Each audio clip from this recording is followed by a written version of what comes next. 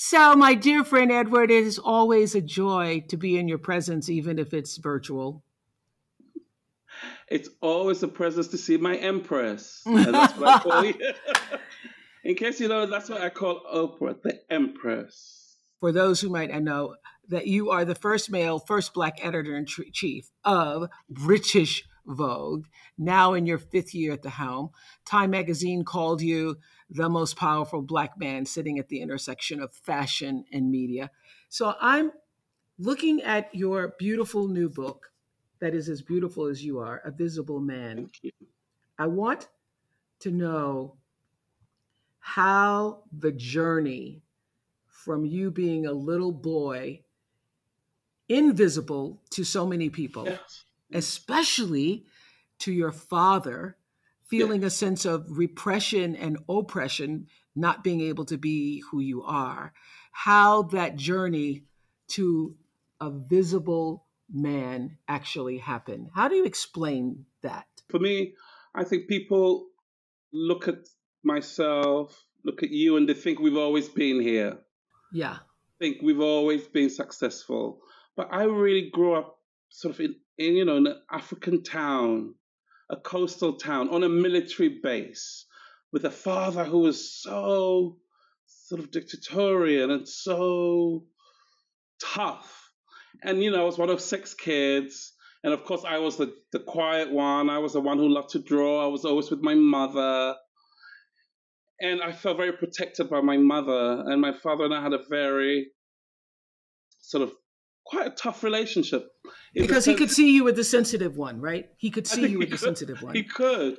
And you write on page 17, you say, I loved glamour and women and their style and was drawn to them instinctively. What did you understand, or maybe it wasn't even understanding, but feel, especially around all of this Black female beauty at such a tender age? I mean, all I remember is being young and, like I said, seeing all my aunts and my mother's friends and cousins, all different shapes, sizes, different skin tones, all beautiful, and I would spend hours fitting them into their clothes and just being mesmerized by the idea of black beauty.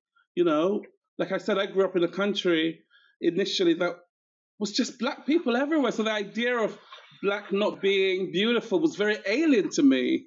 Right. So alien until I got to England and realized, oh my God, things are different this side There's of the another world. way of being in the world for Black Yes. people. So at 18, this is what's so astonishing when I read Invisible Man, that at 18, you become the youngest fashion director at a magazine in history at that time. I don't know if anybody has done that, broken that record.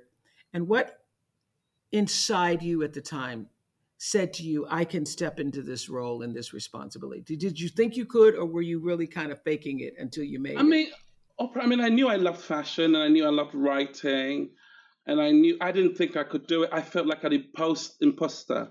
Yeah. You talk about imposter syndrome. There I was working morning till midnight, writing, styling, doing the shopping pages, talking to photographers, but still feeling like, oh my God, I shouldn't be here. And this feeling doesn't really leave you. It took me a long time to really acknowledge the fact that I belonged where I was. You say in the beginning of the book that you did this for the young people because you wanted them to know how it is and how it was. What is it you most wanted them to know? I want them to know that there's always a journey behind a person. I mean, when people see me, they see my position, they hear my accent, they think I'm from a country house, a country manor in England. But I wanted them to see the struggles, not just the highs, the lows. I wanted them to know that it is possible, no matter how many people tell you you can't. It is possible. And there are ways of navigating whatever industry you're in by trying to be as honest to yourself as you can And that's true to yourself and your principles. I want to ask about your health because you're pretty candid about it. You faced several painful difficulties, born with the sickle cell trait that you suffer from. Uh, do you still have the tinnitus ringing in the ear? Yes. So basically, I was born with sickle cell trait as well as thalassemia. So that's a double whammy where, you're always in pain, you're having a crisis. And Then then I your developed retinas actually began to my, detach also. ret- my retinas detached 4 times. I mean, my eye is really, it's really what I need to survive. Well, it's everything to me, apart from the fact that all the beauty that I love, and my eye detached 4 times. I had tinnitus in my ear. You said if I couldn't see, I couldn't work. Without my vision, what am I? What am Would I I? become what would I become as invisible to the world as the world would become for me? So I want to know, what did your retinas detaching 4 times? First of all, explain to us what that even I mean, feels like or is like.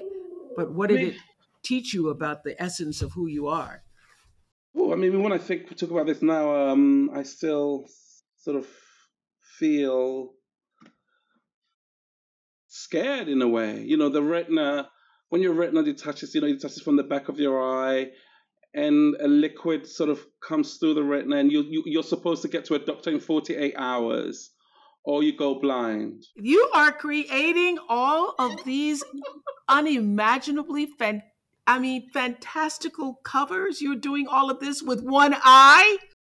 But maybe let's say, with one eye and a lot of imagination, because when you can't see, you're given something else. And I can imagine, when I close my eyes, I can imagine the most beautiful, the most incredible, because I can't physically see so well. Nina Simone famously said that an artist's duty is to reflect the times.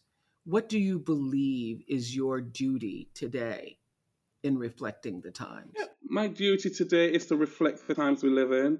As I, whether it's about inclusivity, whether it's about what's going on out in the world. Like when I remember when we were in lockdown and everybody said, how are you going to produce magazines? How are magazines going to survive these 4 months? And I just thought, you know what? Let's do what we always did at ID magazine when we had no money. Let's be creative. So we brought out the Judi Dench issue. And then when I looked out my window and saw all these, I think we spoke about it, all these essential workers who, whenever they left their house, equal death to a lot of Yes, people. yes. We have to celebrate these people. And then we did a whole sort of series on landscapes, so you could just look and take a deep breath from what we were going through, which was, being stuck at home. And then George Floyd happened. And for me, the hope issue had to feature 30 activists, people who were putting their lives on the line just for us. So for me, all these things reflect the times we live in. And when you go back, stories I've done, whether it's about plastic surgery or Hollywood, it's about the times we live in. For me, that's when art is art, not just Hmm. for art's sake.